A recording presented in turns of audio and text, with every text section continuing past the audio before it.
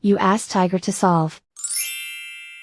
This deals with linear equations with one unknown.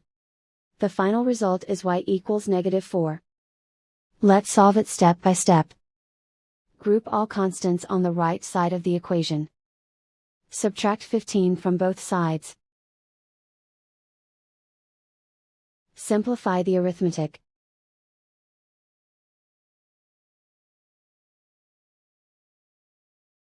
Isolate the y. Divide both sides by 2. Simplify the fraction.